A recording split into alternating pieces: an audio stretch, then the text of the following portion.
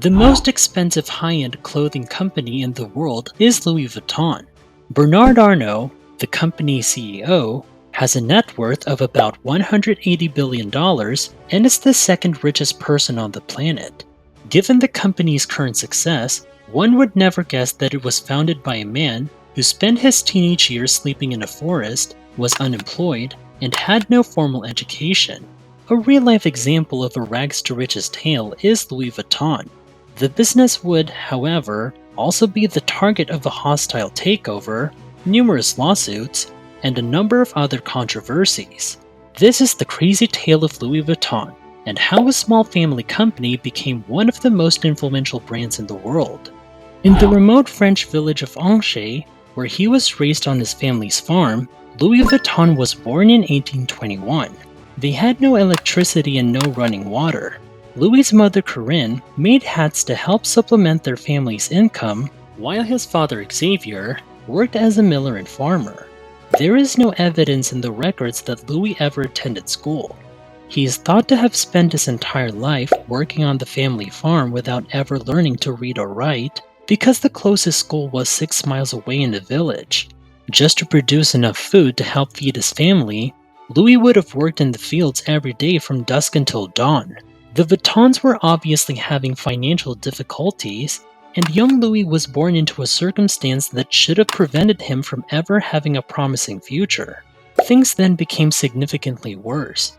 When Louis was only 10 years old, his mother passed away and his father quickly wed a new woman. Louis, however, frequently fought with his new stepmother because she was so domineering and deceitful toward him.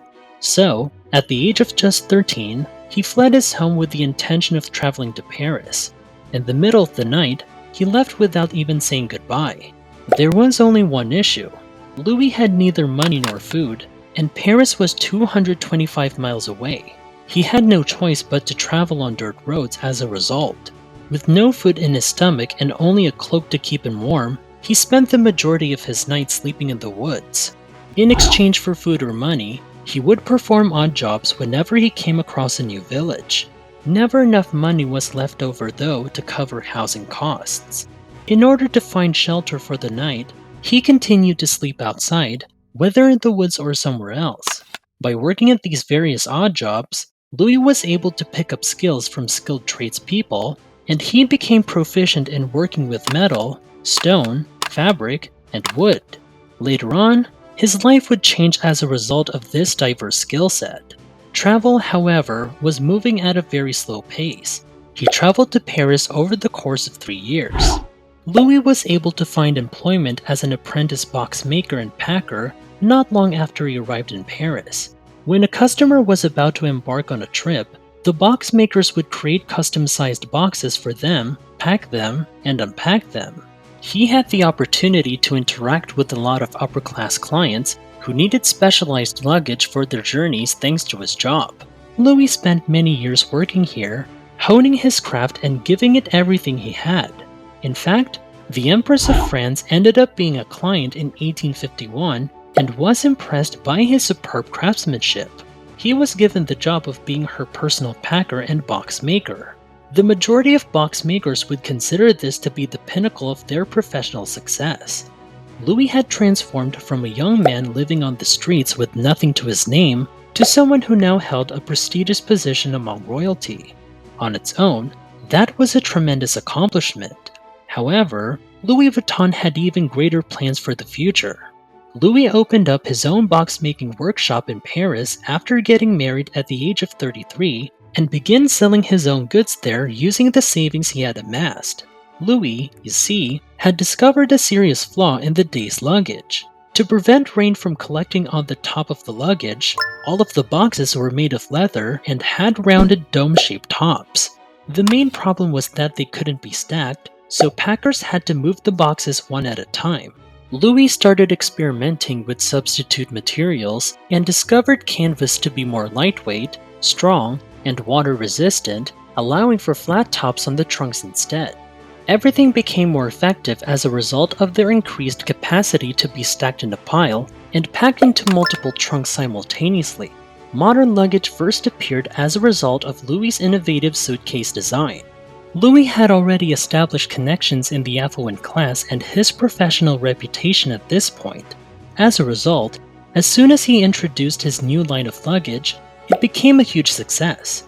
In order for customers to browse the products he had available and have them made before receiving them at their homes, he even produced a Louis Vuitton catalog. Within 2 years of developing his new suitcases, the affluent began to view them as a classy must-have accessory and status symbol. He was getting orders from all over the world because the brand had grown to be so well known. Even royals in distant countries like Egypt started giving him orders. Louis made sufficient money in 1859 to employ a group of artisans to assist him in completing his orders. Outside of Paris, he started a new workshop and hired 20 workers there. Around that time, more and more people started using trains and boats for transportation. His potential clientele grew significantly as a result. Traveling was no longer just a pastime for the wealthy. High-quality luggage was now required by individuals from all walks of life. It appeared as though Louis had achieved success and would continue to do so for the rest of his life. That was regrettably not the case. Tragic events were about to befall Louis Vuitton once more as France prepared to enter the war. Louis was 49 years old when the Franco-Prussian War started in 1870. Louis was forced to leave his home and take refuge with thousands of other people in a small shelter. He feared for his safety because of the dire lack of food. Everything was gone by the time Louis could enter his shop again in 1871. He had lost everything he had worked so hard for. Windows had been broken, equipment had been taken. Instead of giving up, he chose to use his savings to start the company over, promising that this time it would be even better. There were a lot more vegan stores available for rent across the city because of the large number of people who had been displaced by the war. In order to capitalize on this, Louis Vuitton opened a new store in a much more affluent and aristocratic area of Paris. This location was ideal because it was close to both the Grand Hotel and the Grand Station, making it easy for customers who needed new luggage to find the Louis Vuitton store. He unveiled a completely new style of luggage in 1872 that was made of striped beige canvas. People loved flaunting the contemporary style, and this quickly gained enormous popularity. Despite numerous attempts to copy his style by competing brands, Louis Vuitton bags continued to be preferred by consumers due to their absurdly high quality. Louis continued to work at this new Parisian store for the following 20 years until he passed away at the age of 70. But thanks to his son Georges, who took over the family business, his legacy was able to continue.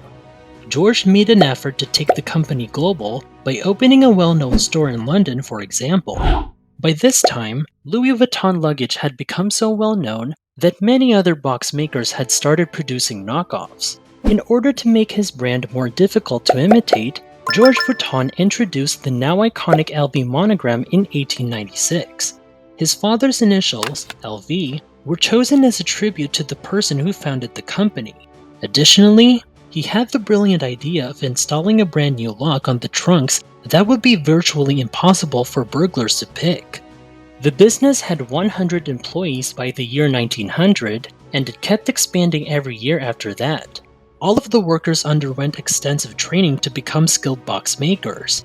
Employees at Louis Vuitton still undergo 18 months to 2 years of training before being given the freedom to create a product on their own. Another fashion icon, Coco Chanel, inspired the company to start producing an entirely new line of goods. She placed an order for a tiny handbag with a dome shape in 1925. This was initially a design she created on her own, exclusively for herself. It would later be mass-produced though, and given the name Alma. As a result of its enormous success, Louis Vuitton started producing more small leather bags, including the Keepall, Speedy, and Noe. Before Louis Vuitton, handbags were frequently viewed as quite bulky and unelegant, but the company significantly contributed to their perception as being much more fashionable. After Georges Vuitton's death in 1936, his son Gaston Louis took over the running of the business. However, Gaston took over the business at a very challenging time because France would soon be at war once more within a short period of time. Contract cancellations during World War II resulted in Gaston being forced to close the Louis Vuitton factory. Paris was once again under siege. Collaboration with Nazi Germany was the only way Gaston Vuitton would save the company. The book Louis Vuitton, a French saga, was authored by Stephanie Bonvicini. She requested access to records from World War II so she could conduct research in the company archives. The company representatives started attempting to withhold the information from her almost immediately. They insisted that a fire had completely burned away all of the paperwork from 1930 to 1945. But after extensive research into other historical records, Stephanie learned that because Louis Vuitton worked with the Nazi regime, they were able to open a glitzy ground floor shopfront in the Hotel du Parc. Due to their refusal to assist the Nazis, a number of other companies were also forced to cease operations. There's no doubt that the business felt embarrassed by this chapter of their past, but they would counter that Gaston took the necessary actions to ensure the business's survival. Other fashion designers such as Coco Chanel also worked with the Nazis to prevent the destruction of her Parisian business. Their brands would probably not still exist today if they had not chosen to cooperate with the enemy. Following Gaston's death in 1970, Henry Racamire, his son-in-law, took over running the Louis Vuitton company. We have reached the fourth generation at this point, but unlike his ancestors, Henry had already gained significant business expertise from a previous company he had led, so when he took over Louis Vuitton, he was able to take the company to a completely new level. In order to transform Louis Vuitton from a small family business to an enormous conglomerate it is today, Henry started making significant changes to the company. He changed Louis Vuitton's business strategy from wholesale to retail. He had reached many other nations by 1978, including Japan. Sales increased from $20 million to $260 million over a period of 6 years, while accounting for contemporary inflation. Henry made the decision to go public with the company in 1984. 1 million shares, worth $63.63 each, were all sold by Louis Vuitton. Henry used the momentum and influx of money to expand by starting new businesses all over the world. Louis Vuitton sales surpassed $1 billion in 1987. It was much more than young Louis could have imagined when he first established his store in Paris. He also made the decision for the business to merge with Moet Hennessy, a premium beverage manufacturer of champagne and cognac. They created the new luxury conglomerate known as LVMH. Theoretically, by coming together, they could pool resources and grow even more quickly. Henry and the president of Moet Hennessy unfortunately didn't get along after the merger, so Henry requested assistance from a reputable real estate developer he knew by the name of Bernard Arnault. The decision to bring him on as an investor would, regrettably, have a disastrous effect. In order to increase his influence within LVMH, Bernard secretly acquired 43% of the Louis Vuitton shares and received backing from the Moet and Hennessy families. Henry took Bernard to court and demanded that he be stripped of the majority ownership of Louis Vuitton because he felt that the person he had hired to assist him had betrayed him. But Bernard ultimately won in the courts. Henry decided to completely resign from his position with Louis Vuitton because he was so furious about his friend's betrayal.